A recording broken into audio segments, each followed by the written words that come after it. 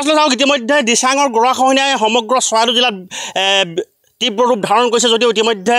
বিভাগীয় কৰ্তৃপক্ষই কোনো গুৰুত্ব নিদিয়া অভিযোগ উত্থাপিত হৈছে আৰু মই এতিয়া উপস্থিত আছোঁ চৰাইদেউ জিলাৰ সোণাৰী বিধানসভা সমষ্টিৰ অন্তৰ্গত বাঁহবৰীয়া অঞ্চলৰ আৰু বাঁহবৰীয়া অঞ্চলৰ ইতিমধ্যে দিচাঙৰ গৰাখহনীয়াই তীব্ৰ ৰূপ ধাৰণ কৰিছে মই সামগ্ৰিক পৰিৱেশ দেখুৱাবলৈ ভিডিঅ' জানিছোঁ অনুৰোধ জনাইছোঁ এয়া হৈছে দিচাঙৰ গৰাখহনীয়া আৰু ইতিমধ্যে অঞ্চলটো বাঁহবৰীয়া অঞ্চলৰ প্ৰায় 50 ঘৰো অধিক বাসিন্দালৈ ইতিমধ্যে তীব্ৰ ভাবুকি কঢ়িয়াই আনিছে দিচাঙৰ গৰাখহনীয়া মই সামগ্ৰিক দৃশ্য দেখুৱাবলৈ অনুৰোধ জনাইছোঁ বাসগৃহ আপুনি যদি লক্ষ্য কৰে গৰাখহনীয়াৰ পৰা মাত্ৰ 20 মিটাৰ নিলগত বাসগৃহ আছে গঞাৰ আৰু গঞা ৰাইজ ইতিমধ্যে শংকিত হৈ পৰিছে দিচাঙৰ খহনীয়াক লৈ আৰু মই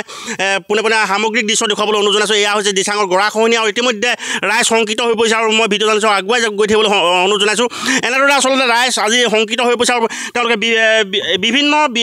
বিষয়া কৰ্মচাৰীক তেওঁলোকে অনুনয় বিনয় কৰিছে যদিও আচলতে বিভাগীয় কৰ্তৃপক্ষই তেওঁলোকক কোনো ব্যৱস্থা গ্ৰহণ নকৰা অভিযোগ উত্থাপিত হৈছে আৰু প্ৰতি মুহূৰ্তত আচলতে দিচাঙৰ গৰাখহনীয়াই এই বাঁহবৰীয়া অঞ্চললৈ তীব্ৰ ভাবুকি কঢ়িয়াই আনিছে তাৰ পাছত আচলতে নীৰৱ ৰাজ্য চৰকাৰ নীৰৱ জলসম্পদ বিভাগ আৰু জলসম্পদ বিভাগে ইতিমধ্যে কোনো গুৰুত্ব পদক্ষেপ নোলোৱা অভিযোগ উত্থাপিত হৈছে মই স্থানীয় ব্যক্তি উপস্থিত আছে তেখেতৰ পৰা কিছুমান কথা জানিবলৈ চেষ্টা কৰিম কেতিয়াৰ পৰা আচলতে গৰাখহনীয়া ইয়াত আৰম্ভ হৈছে আজিৰ পৰা প্ৰায় 50 বছৰমানৰ পৰা এই অঞ্চলত গৰাখহনীয়া অব্যাহত আছে আপোনালোকক জনাব পাৰে মানে অতি দুখেৰে জনাইছোঁ যে আমাৰ বাঁহবৰীয়া নামগৃহতো এই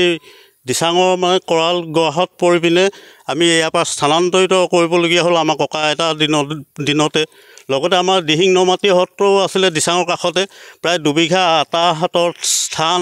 লগতে নামগৃহ সকলো মানে স্থানান্তৰিত কৰিবলগীয়া হৈছে আৰু লগতে দেখিছোঁ এই ভূমিহীন খগেন কোঁৱৰ এখেতৰ বাসগৃহও এতিয়া প্ৰায় 15-20 মিটাৰে হ'ব প্ৰায় এইখিনি তেওঁলোকৰ একেবাৰে ভূমিহীন ইতিমধ্যে আমি এই সম্পৰ্কত আমি বিভাগীয় আমাৰ জিলা আয়ুক্ত মহোদয়ক আমি অৱগত কৰিছোঁ আৰু লগতে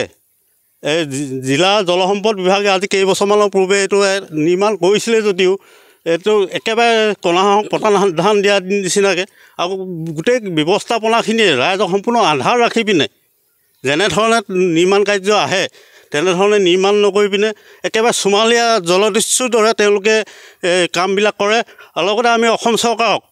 এই অঞ্চলৰ পৰা আহ্বান জনাইছোঁ ইতিমধ্যে বিধানসভাত তেওঁলোকে এটা উচ্চস্তৰীয়ভাৱে তদন্ত কৰিব লাগে আৰু তদন্ত কৰি পিনে এই অঞ্চলৰ মানুহৰ জীৱন সম্পত্তি নিৰাপত্তা সুনিশ্চিত কৰিবলৈ আহ্বান জনাইছোঁ যিহেতু তেওঁলোকে ৰাম ৰাজ্য কৰি আহে আমাৰ সাংবাদিক বন্ধুকে কৈছোঁ ৰাম ৰাজ্যৰ অৰ্থটো হৈছে সম্পূৰ্ণ আমাৰ ঈশ্বৰ তেওঁকে অৰ্পণ কৰি পিনে কামবিলাক কৰিব লাগে আৰু যদি তাৰ ৰামৰ শব্দটো বৰ্ণটো উল্টা কৰি দিয়ে আমাৰ সাংবাদিক বন্ধুৱে ক'ব এই সম্পৰ্কত ৰামটো বৰ্ণটো যদি উল্টা কৰি দিয়ে তেতিয়া সম্ভৱ আমাৰ মাননীয় মুখ্যমন্ত্ৰীদেৱে ডাঙৰীয়াৰ লগতে জলসম্পদ মন্ত্ৰী ডাঙৰীয়াই অতি শীঘ্ৰে এই ৰাইজৰ জীৱন আৰু সম্পত্তি নিৰাপত্তা সুনিশ্চিত কৰিবৰ কাৰণে আজি এই সংবাদ গোষ্ঠীৰ জৰিয়তে আমি আহ্বান জনাইছোঁ হৈছিল এয়া আছিল তেওঁলোকৰ মন্তব্যৰ কথা মই পুনৰবাৰ সামগ্ৰিক দৃশ্য দেখুৱাবলৈ ভিডিঅ' জানিছোঁ অনুৰোধ জনাইছোঁ এনেদৰে আচলতে তীব্ৰ গৰাখহনীয়া দিচাঙৰ তীব্ৰ গৰাখহনীয়া ইতিমধ্যে অঞ্চলটোলৈ প্ৰচণ্ড ভাবুকি কঢ়িয়াই আনিছে কিন্তু তাৰ পাছতো আচলতে নীৰৱ জলসম্পদ বিভাগ নীৰৱ ৰাজ্য চৰকাৰৰ বিয়াগুম জলসম্পদ বিভাগ আৰু ইতিমধ্যে তেওঁলোকে এটা কথা অৱগত কৰিছে যে বিগত সময়ত আচলতে তেওঁলোকে আঁচনিখন ৰূপায়ণ কৰিছিল যদিও কোনো এখন আঁচনি তেওঁলোক ফলপ্ৰসূ নহ'ল আৰু মই অন্য এগৰাকী কাষলৈ যাবলৈ বিচাৰিছোঁ বাৰম্বাৰ আচলতে আপোনালোকে যোগাযোগ কৰিলে বিভাগীয় কৰ্তৃপক্ষৰ লগত কোনো ব্যৱস্থা নল'লে কি ক'ব দিয়া এতিয়া ধৰি লওক আমি এতিয়া ইয়াত বাস প্ৰায় 50-60 বছৰতকৈ ওপৰ হ'ল আজি গৰাখহনীয়া 50-60 বছৰ হ'ল কিন্তু চৰকাৰে কোনো পদক্ষেপ নল'লে আৰু এই আমাৰ গাঁওখনৰ 50-60 ঘৰ মানুহ আমাৰ মাটি বাৰী নিচেই কম পৰিমাণে আছে আৰু যদি আমাক মাটিখিনি গৰাই খহাই লৈ গুচি যায়গৈ আমাৰ এই মানুহখিনি অৱস্থা কি হ'ব চৰকাৰখন আমাৰ জনসাধাৰণ তেওঁলোকৰ আমি তেওঁলোকক ভোট দিছোঁ আমি চৰকাৰ গঠন কৰিছোঁ যদি তেওঁলোকে চকু মুদা লিখিয়াকৈ থাকে তেতিয়াহ'লে আমাৰ জাতিটো বা আমাৰ এই অঞ্চলৰ মানুহখিনি কি হ'ব এই থিতাতে দেখিছে নহয় এই আজি 20 মিটাৰ মান হ'ব এতিয়া এঘৰী মানুহ নদীত বুকুত যাওঁ অৱস্থা আৰু তেওঁলোকৰ মাটি বাৰী অন্যফালে সা সুবিধা নাই ইয়াৰ পৰা স্থানান্তৰ কৰিবৰ কাৰণে সেয়েহে আমি চৰকাৰ প্ৰতিপক্ষই কিছু 2 বছৰ বা 4 বছৰ আগত কিছু পানী চলোৱা লিখিয়াকৈ আমাক এটা চৰকাৰী পক্ষই গৰাখহনীয়াৰ ব্যৱস্থা লৈছিলে কিন্তু কোনো কাম নহ'ল এতিয়া যদি চৰকাৰে আমাক মৰম কৰে বা চৰকাৰে আমাক মানে এই গৰাখহনীয়াৰ পৰা উদ্ধাৰ কৰিবলৈ বিচাৰে তেতিয়াহ'লে ভাল পদক্ষেপ এটা লওক ইয়াকে কৈছোঁ মই আছিল এয়া আছিল তেওঁলোকৰ মন্তব্য মই পুনৰবাৰ সামগ্ৰিক দৃশ্য দেখুৱাবলৈ অনুৰোধ জনাইছোঁ বিজয় জানিছে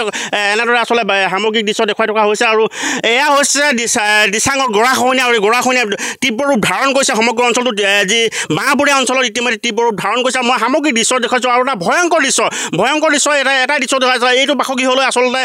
20 মিটাৰৰ অধিক কম দূৰত্ব আছে দিচাঙৰ গৰাখহনীয়াত জাহ যাবলৈ আৰু এই ক্ষেত্ৰত যথেষ্টখিনি কৰণীয় আছে জলসম্পদ বিভাগৰ যথেষ্টখিনি কৰণীয় আছে আৰু মোৰ স্থানীয় অন্যজন ব্যক্তি উপস্থিত আছে তেখেতৰ পৰা কিছুমান কথা জানিবলৈ চেষ্টা কৰিম আচলতে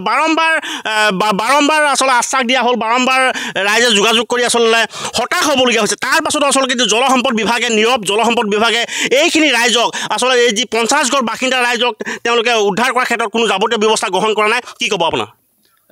চৰকাৰখনৰ যি জলসম্পদ বিভাগ এই জলসম্পদ বিভাগটো যে এটা কুম্ভকৰ্ণ নিদ্ৰাত মগ্ন হৈ আছে চৰকাৰৰ এটা বিভাগ এই বিভাগটো যে এটা কুম্ভকৰ্ণ নিদ্ৰাত মগ্ন হৈ চৰকাৰী যি ব্যৱস্থা গ্ৰহণ কৰিব লাগে সেই ব্যৱস্থা গ্ৰহণ কৰা যে হেমাহি কৰিছে এয়া এটা জ্বলন্ত প্ৰমাণ যিহেতু ইয়াৰ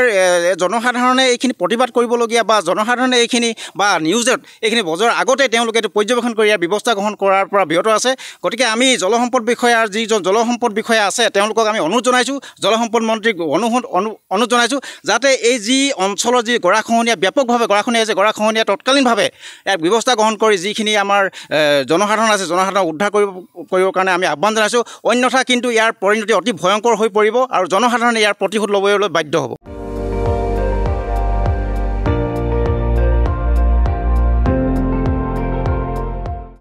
আপুনি চাই আছে ND24 সৰ্বশ্ৰেষ্ঠ নহয় সৰ্বোত্তমৰ দৌৰা